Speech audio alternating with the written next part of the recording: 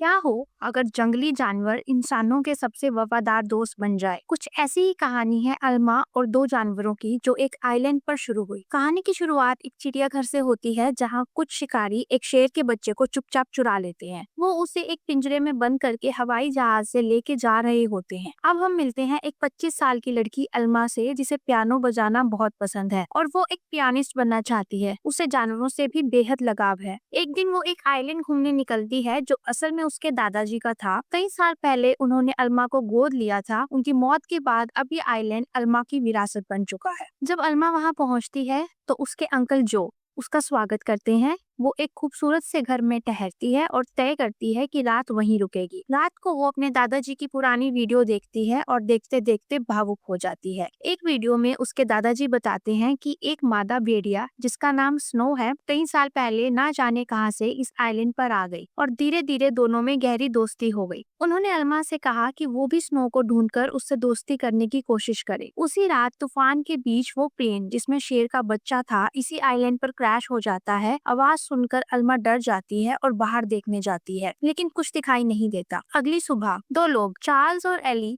Island पर आते हैं। वो भेड़िए के पार्क से आए हैं और स्नो को पकड़ने के लिए जाल बिछाते हैं। स्नो उस जाल में फंस तो जाती है लेकिन चालाकी से खुद को छुड़ाकर भाग जाती है और आइलैंड के दूसरे हिस्से में पहुंच जाती है। यहीं उसकी मुलाकात अल्मा से होती है। शुरुआत में अल्मा थोड़ी डरी हुई होती है लेकिन दादाजी की बात को याद करके वो स्नो को खाना देना शुरू करती है। कुछ समय बाद अल्मा क्रैश वाली जगह पर जाती है और उसे वहाँ शेर का बच्चा सही सलामत मिल जाता है। वो एक पक्षी के घोंसले में गिर गया था लेकिन जब पक्षी ने उसे गिरा दिया तो वो सीधा अल्मा की गोद में आ गिरा। अल्मा उसे अपने घर ले आती है और तभी स्नो भी अपने बच्चे के साथ वहां पहुंच जाती है। तीनों को साथ देखकर अल्मा बहुत खुश होती है लेकिन जब उसने अंकल जो को बुलाया तो उन्होंने कहा कि ये खतरनाक जानवर हैं और इन्हें घर में रखना ठीक नहीं। उन्होंने चेतावनी दी कि जल्द ही चिड़ियाघर वाले शेर के बच्चे को ढूंढते हुए यहाँ आ सकते हैं। अगले ही दिन एनिमल कंट्रोल वाले पहुंच जाते हैं लेकिन अल्मा उनसे झूठ बोल देती है कि उसने कोई शेर नहीं देखा।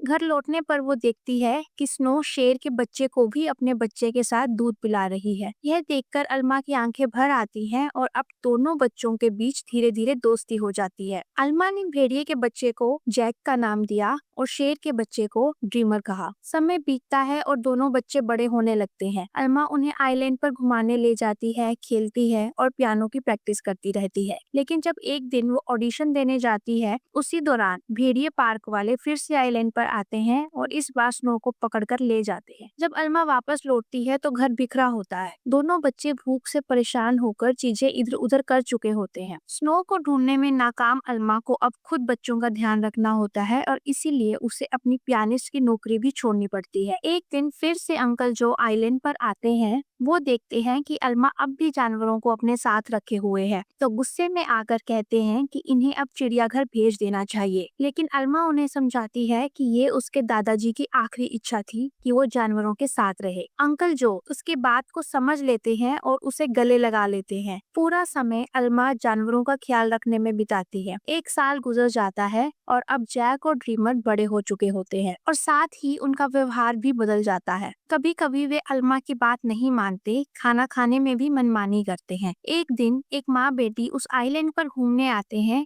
जिन्हें देखकर जैक उनकी तरफ जाता है। अल्मा उसे रोकने की कोशिश करती है लेकिन एक पत्थर से टकराकर बेहोश हो जाती है। कुछ ही देर में जैक और ड्रीमर अल्मा के पास आते हैं और उसे उठाने की कोशिश करते हैं और वो आवाज निकालकर मदद मांगते हैं लेकिन वहाँ कोई नहीं आता। जल्द ही रात हो जाती है। जैक और ड्रीमर अल्मा के साथ बैठ जाते हैं और उसे गर्माहट देते हैं। अगली सुबह जो अल्मा को कॉल करते हैं मगर जवाब ना मिलने पर उन्हें महसूस होता है कि जरूर कोई गड़बड़ है तो वो फौरन आइलैंड के लिए निकल जाते हैं। वहाँ पहुँचते ही उन्हें लगता है कि जानवरों ने अल्मा पर हमला कर दिया है, इसलिए वो एनिमल कंट्रोल वालों को फोन कर देते हैं। लेकिन जब जानवरों को उसकी रक्षा करते देखते हैं तो उन्हें बहुत अफसोस होता है। फिर वो अल्मा को हॉस्पिटल लेकर जाते हैं जहाँ डॉक्टर बताता है कि अगर अल्मा को ड्रीमर और जैक गर्माहट ना देते तो वो आज शायद जिंदा नहीं रहती। उधर एनिमल कंट्रोल वाले आते हैं और जैक को एली और चार्ल्स को सौंप देते हैं। उन्हें पता चल जाता है कि जैक तो स्नो का ही बच्चा है और ड्रीमर को एलन नाम के एक आदमी को भेज देते हैं जो बहुत बेरहम होने के साथ साथ एक जू कीपर था